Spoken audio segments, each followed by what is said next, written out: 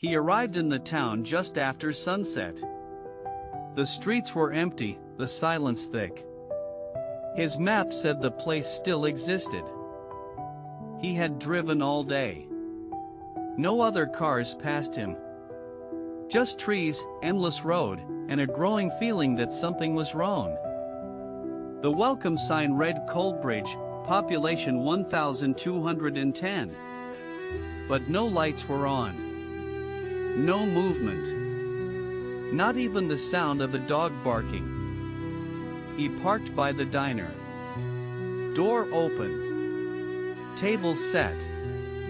Plates of food untouched. Still warm. But not a single person inside. He called out, "Hello?" No answer. Just the soft hum of a fridge and a ticking clock. Then the clock stopped ticking. He backed out slowly. Across the street, the grocery store had its doors open too. Lights flickering. A single shopping cart in the aisle. He took his phone out, no signal. Just emergency calls only. He tried taking a photo. The screen glitched and froze. He knocked on a nearby house. No reply. But the front door creaked open with a push. Inside, dinner was still on the table. Steam rose from a pot on the stove. Chairs pushed back like people had just stood up. A baby's toy lay on the floor. He felt watched. Like eyes were behind every curtain. But he saw no one. Only stillness. And that growing feeling in his gut.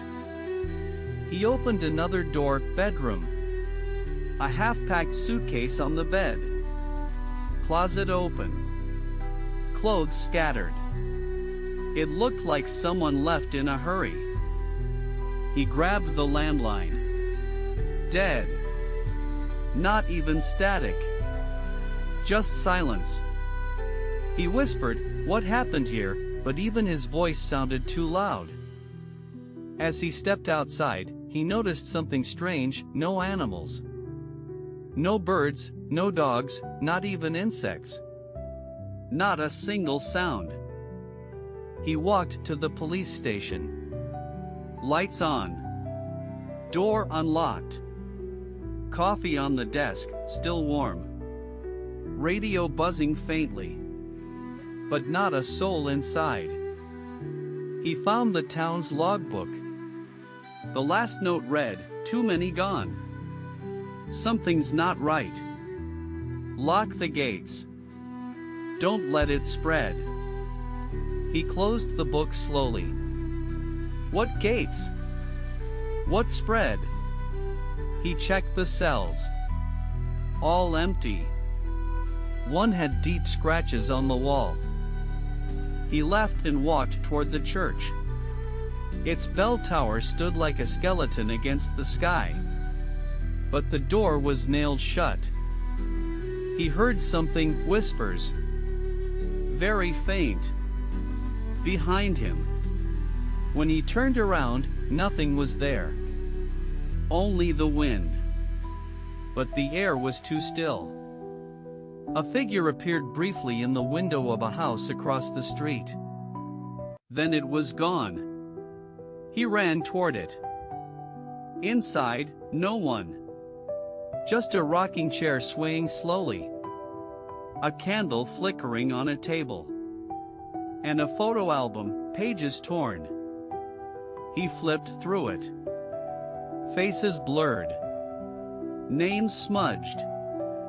One page had "They are watching" written in shaky handwriting, repeated over and over. His flashlight flickered. Batteries fresh. He tapped it. It turned off. Then on.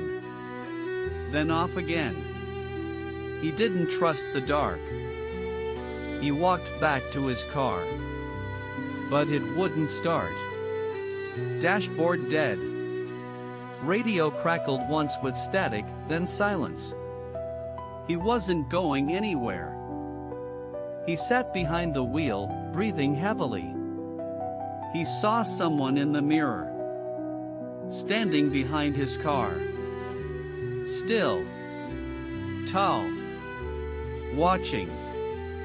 He spun around, no one.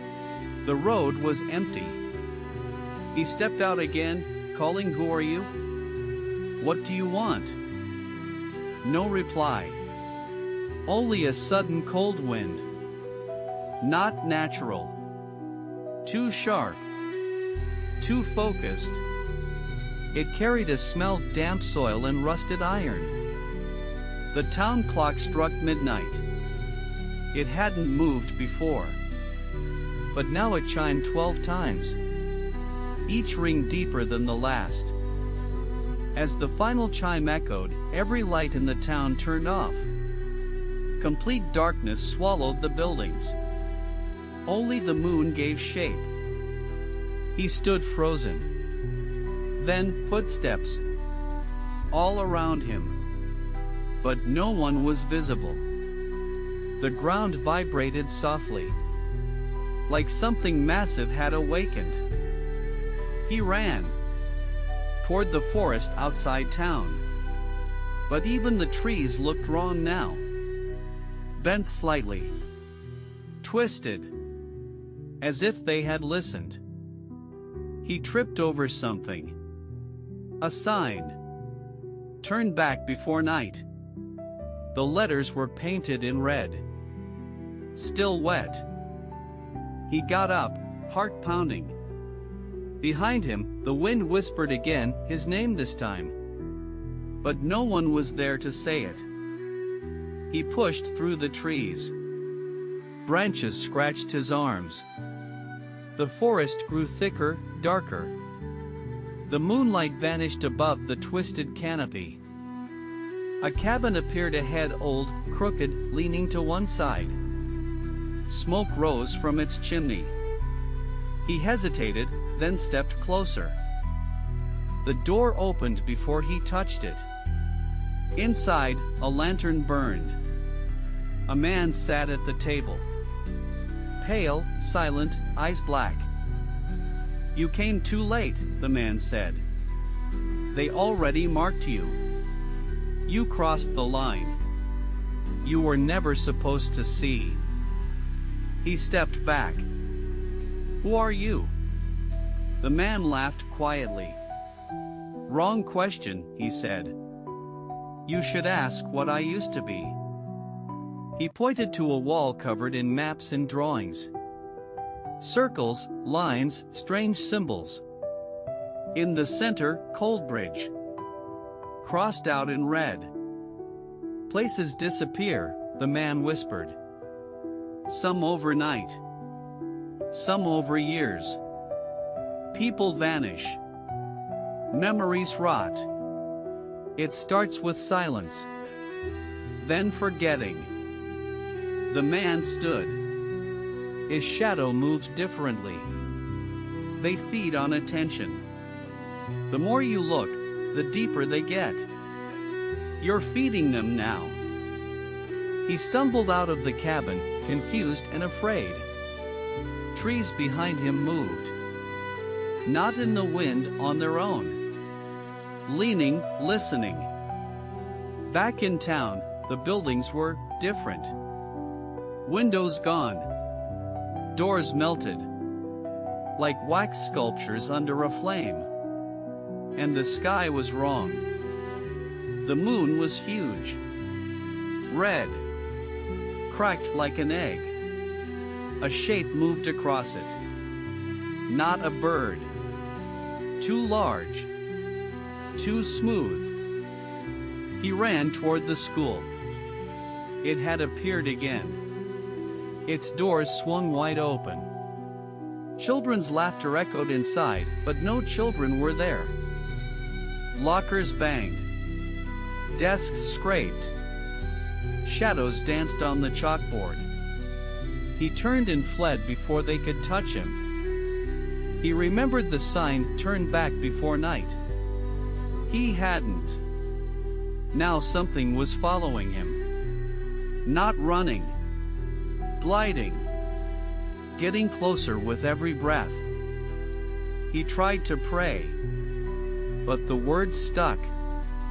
Something unseen brushed his neck. Cold and dry. He screamed, but no sound came out. He collapsed by the statue in the square. Its plaque read, "For those who remain unseen." The figure now had his face. The air shifted. Time slowed. He heard his mother's voice. Then his own voice. Then, silence again. Thick. Final. A gate appeared ahead. Huge, iron, ancient. It hadn't been there before. It pulsed like a heartbeat. Something waited behind it. He opened it. Inside was nothing. Just a dark hallway and an endless drop. But he felt pulled in. Called. He stepped forward. The wind stopped. The town vanished behind him. No more lights. No more signs. Only the hallway. He walked. The floor felt like velvet. The air like dust. Along the walls, faces. Watching. Smiling. Crying. Some were familiar. He saw himself. Younger. Laughing. Then older. Scared. Then screaming. He turned away, but the images clung to his mind. Ahead, a voice called softly, almost there. He followed it, trembling. His legs numb. His breath thin. The end was near. The hallway opened into a chamber. Circular. Empty. Except for a mirror in the center. In it, he saw nothing. He stepped closer. Slowly, the reflection formed not his body, but his fear. All his memories. All he had tried to forget. "You're part of it now," said a whisper. "You brought attention. You saw too much. Now you belong to the silence." The mirror shattered. The pieces flew into his chest. He didn't bleed. Just vanished. Slowly. Like smoke in the wind. The town returned to stillness. The trees unwound. The air calmed. Another visitor gone. Another name forgotten. Another map erased. Somewhere, a new sign appeared, "Welcome to Coldbridge." Population, 1,210. But the real number was much, much higher.